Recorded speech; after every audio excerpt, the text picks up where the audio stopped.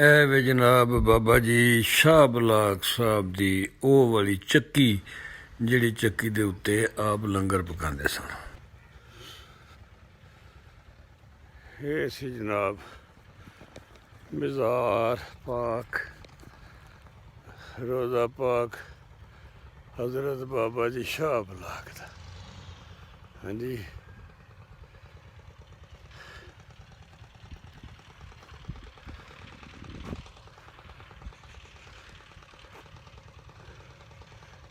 ਜਿਹਦੇ ਨਸੀਬਾਂ 'ਚ ਰੱਬ ਦੇ ਵਲੀਆਂ ਨੂੰ ਤਸਲੀਮ ਕਰਨਾ ਕਰਨ, ਜਿਹਦੇ ਨਸੀਬਾਂ 'ਚ ਨਾ ਕਰਨਾ ਨਾ ਕਰਨ, ਨਾ ਮੰਨਣ ਵਾਲੇ ਵੀ ਮੌਜਾਂ ਕਰਨ।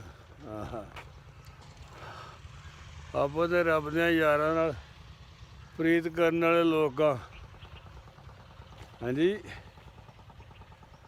ਤੇ ਰੱਬ ਦੇ ਯਾਰ ਕੋਲ ਰੱਬ ਦੇ ਯਾਰ ਆਉਂਦੇ ਰਹੇ।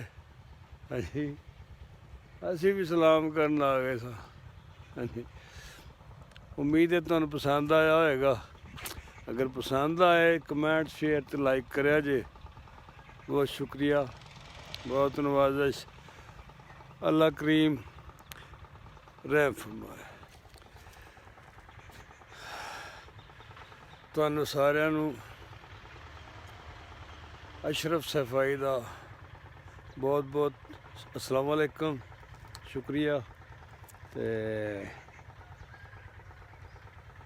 ਮੈਂ ਹੁਣ ਵੀਡੀਓ ਦਾ ਇੱਥੇ ਐਂਡ ਕਰਨਾ। ਕਮੈਂਟ ਸ਼ੇਅਰ ਤੇ ਲਾਈਕ ਕਰਿਆ ਜੀ। ਅੱਲਾ ਹਾਫਿਜ਼।